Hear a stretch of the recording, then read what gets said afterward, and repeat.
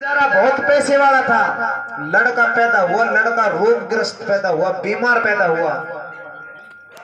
बंजारे ने उसी दिन से इलाज करवाना चालू कर दिया। बंजारे ने बहुत पैसा खर्च किया, आखिरकार बंजारा निर्धन हो गया, लेकिन लड़का नहीं सही हुआ।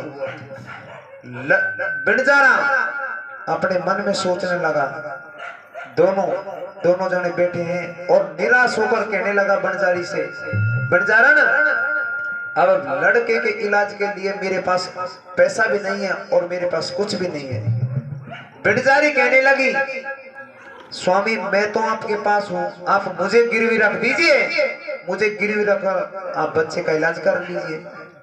ठीक है। बंजारे ने एक सेठ के वहां गिरवी रख दिया, बंजारी को गिरवी रख दिया और समय दे दिया कि सेठ जी मैं 6 महीने में इसको छुड़ा ले जाऊंगा, आप मुझे 500 रुपए दे दीजिए। सेठ जी बंजारी को रख लेता है और 500 रुपए दे देता है। बंजारा लड़के के इलाज के लिए 500 रुपए ले जाता है और 1 महीने बाद में वो लड़का मर जाता है और बंजारा भी मर जाता है, दोनों मर जाते हैं। लेकिन उस घरवाली को तो पता ही नहीं है, वो तो गिरवी रखी, उसको यही पता नहीं पति भी मर गया और मेरा बेटा भी मर गया। लेकिन 6 महीने में 5.5 महीने बीत गए। जैसे 5.5 महीने बीते तो जिस सेठ के गिरवी रखी, सेठ जी उस लड़की से क्या कहने लगा, वो लड़की तेरा बंजारा तो अब आएगा नहीं, तुझे मेरी पत्नी बनना पड़ेगा। उस दिन से तो तू मेरी धर्म की बेटी थी, अब तुझे पत्नी बनना पड़ेगा। जैसे ही लड़की ने सुना तुझे पत्नी बनना पड़ेगा, तो लड़की कहने लगी, सेठ जी आप सोच समझ कर रही है। कैसे कहने लगी लड़की के,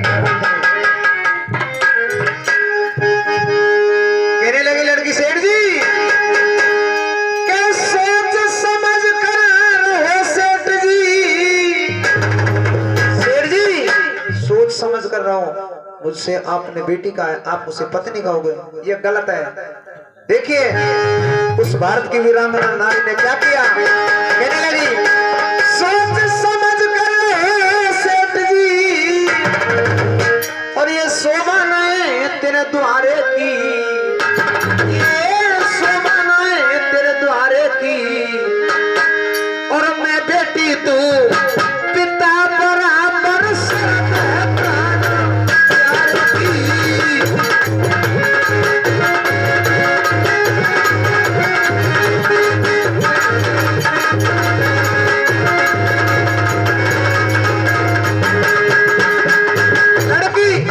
कहने लगी, सोच समझ कर रहो सेठ जी, ये शोभा है तेरे द्वारे की, मैं बेटी तू पिता बराबर, शर्त है प्राण की, तेरी मेरी शर्त है कि जब तक मेरा प्राण पति नहीं आ जाता है उस दिन तक मैं तेरी बेटी ना होंगी। लेकिन सेठ जी नहीं मानता है। लड़की कहने लगी, सेठ जी आपकी ये भूल है, मैं आपकी पत्नी बन सकती हूँ। बोल नहीं। क्या कहने लगी, अरे घर आपके बेटी ना, अरे खानदानी घर की बेटी ना इस इज्जत को बर्बाद करे, भीड़ पड़े पर वो लड़की जा ईश्वर से भरी याद करे। सेठ जी ये तेरी भूल है, जिस नारी पर भीड़ पड़ी है वो प्रभु से फरियाद करती है और प्रभु उस फरियाद को सुनता है। कैसे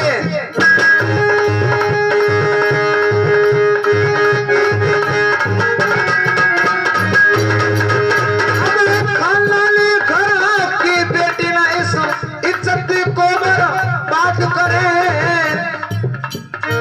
भीड़ पड़े पर वो लड़की जा ईश्वर से फरियाद करे, वो भगवान दया के सागर खुद आकर मदद करे, खुद आकर मदद करे, जो दिल से याद करे।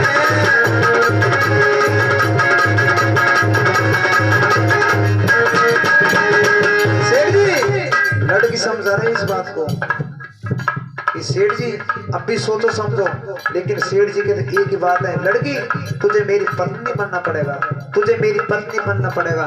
लेकिन लड़की फिर कहने लगी, सेठ जी तेरे हरा बगीचा सौंप के तू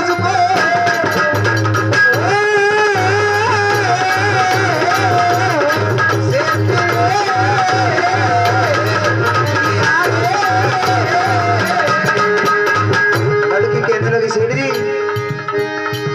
अरे हरा बगीचा सौंप के तुझको मेरा बाग का माली चला गया।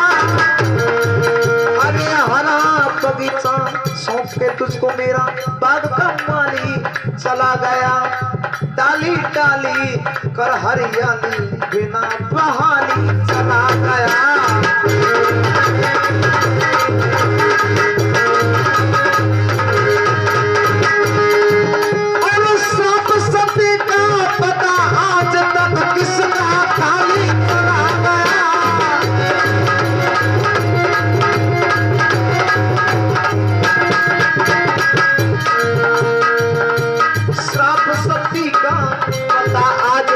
किसका खाली चला गया।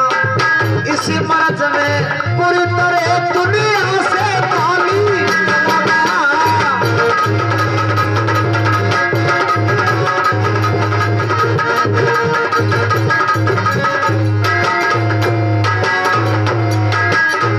सेठ जी, इसी मर्ज में दुनिया से बाली चला गया। पंपापुर नरेश, लंका नरेश, सबका सर्वनाश हो गया है इसी मर्ज के कारण, नारी के चक्कर में। लेकिन तू नहीं समझता है।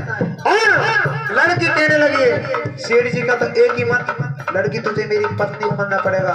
लेकिन लड़की कहने लगी, सेठ जी मैं आपको जहां से अच्छी लगती हूँ उस अंग को मैं शरीर से हटा दूंगा। बोल अच्छा। कहने लगी लड़की, क्या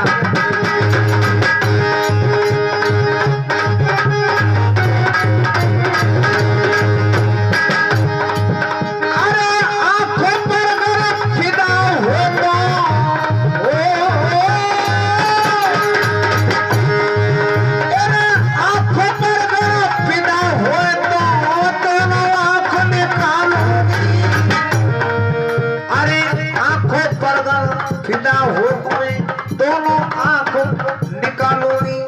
तन मेरा अच्छा लगता हो तो तन से प्यार उतारोगी।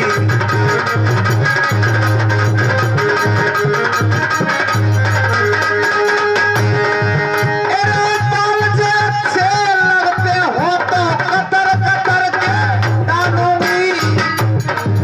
और जो सिर पर मोही तो हो तो ये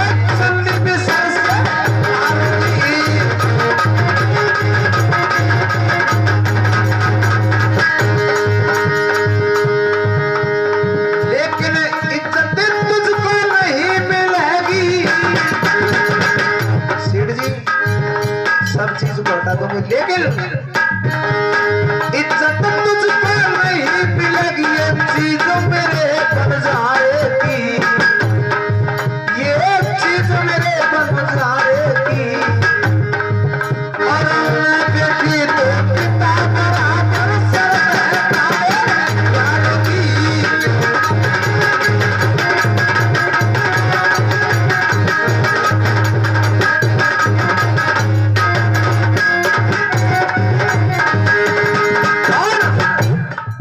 लेकिन लड़की नहीं मानती इस बात को। सेठ जी कहता है कि तुझे पत्नी बनना पड़ेगा, लेकिन लड़की नहीं मानती इस बात को कि नहीं, मैं आपकी पत्नी हो ही नहीं सकती। मैं एक पति की नारी हूं, मैं आपकी पत्नी नहीं बन सकती। लाचार हो जाती है लड़की, और लाचार होकर के लड़की क्या करती है,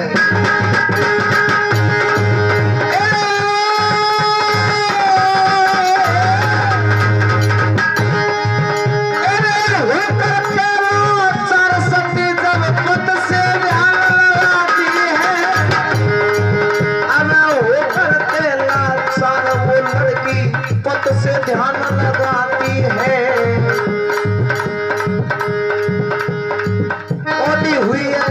कोटी हुई है सेठ की काया, तन से रात सोचाती है। लड़की पति से जैसे ध्यान लगाया तो सेठ के कोट फूट गया। कैसे वो करके सारा सती तब पत से ध्यान लगाती है। अरे कोटी हुई है सेठ की काया, से रात सोचाती है। पतिव्रता में कितना बल है, कवि की कलम बताती है। जैसी करनी वैसी भरनी, छोट कहीं ना